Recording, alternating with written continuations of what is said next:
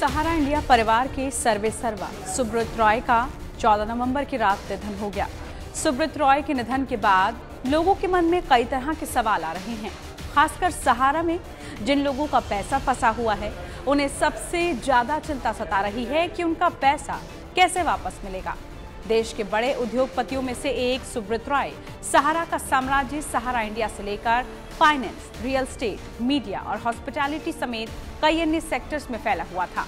1991 में एयर सहारा एयरलाइन की स्थापना की गई थी। भ्रष्ट राजनीतिक अर्थतंत्र, राजनीतिकों के साथ अच्छे संबंध और कानून में मिल रही छूट के जरिए वो नई ऊंचाइयों को छूते चले गए। वो सुब्रत रॉय जिन्होंने कभी सियासत में आने की रुचि नहीं दिखाई, लेकिन करीबन हर बड़े राजनेता को अपनी चौखट तक आने को मजबूर कर दिया। सपा सरकार में तो उनकी समृद्धि दिन दोगुनी रात चौगुनी बढ़ती चली गई। तो फिर क्या वजह रही कि चिटफंड सहारा का इतना बड़ा साम्राज्य ढहता चला गया और धीरे धीरे सहारा बेसहारा होने लगा? तो इसके लिए हम आपको थोड़ा पीछे लेकर चलते हैं।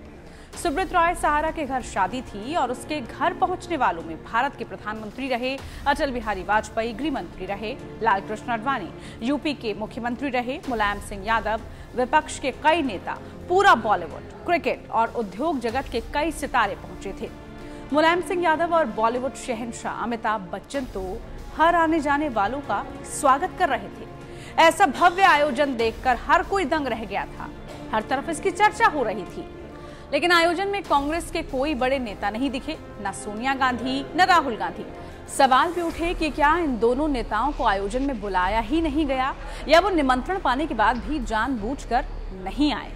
उस समय के कुछ वरिष्ठ पत्रकारों का मानना है कि एक बड़ी पार्टी की बड़ी शख्सियत का इस आयोजन में न आना ही सहारा समूह की बर्बादी की इबारत लिखने लगा। वो अमूमन हर राजनीतिक पार्टियों को खूब चंदा दिया करते थे और उन्हें जानने वाले कहते हैं कि ऐसा नहीं हुआ होगा कि उन्होंने कांग्रेस को चंदा नहीं दिया होगा या देने की कोशिश नहीं की होगी। इसके बावजूद ये कहा जाता है कि सोनिया गांधी और राहुल गांधी से सुब्रत रॉय की कभी नहीं बनी। और तो और मनमोहन सिंह के दौर में ही शेयर बाजार नियामक यानी सेबी ने सुब्रत रॉय की फाइल खोल दी और वहीं से उनका सूरज डूबता चला गया। वो जितनी जल्दी फर्श से अर्श पर पहुंचे, उतनी ही तेजी से अर्श से फर्श पर आ गए। देखते ही देखते सुब्रत रॉय ने इतना बड़ा साम्राज्य खड़ा कर दिया कि वो उनके सामने ही ढह जाएगा। ऐसा तो उन्होंने सपने में भी नहीं सोचा था। दरअसल कानूनी विसंगतियों का सहारा लेकर सहारा ग्रुप ने चिट फंड कंपनी शुरू की थी। लोगों ने 1 रुपए से लेकर हजारों रुपए तक इकट्ठा करना शुरू कर दिया। दूसरी कंपनियों और बैंकों के फिक्स डिपॉजिट और रिकरिंग डिपॉजिट की तुलना में सहारा ने 3 से 4% ज्यादा ब्याज मिलता था। ग्रुप ने करीब 11 से 12% सालाना ब्याज देने का वादा किया था। कई सालों तक लोगों को रिटर्न मिलता रहा। इससे लोगों का इस कंपनी में विश्वास भी बढ़ने लगा, भरोसा और जगने लगा। सहारा को देखकर कई और चिटफंड कंपनियां भी इस खेल में उतर आई। दूसरी तरफ सहारा निवेशकों का पैसा रियल एस्टेट, एविएशन, हॉस्पिटैलिटी और एंटरटेनमेंट इंडस्ट्री में लगाने लगी। लेकिन जब सेबी की नजर सहारा के बढ़ते साम्राज्य पर पड़ी तो सहारा ग्रुप के बुरे दिन शुरू हो गए।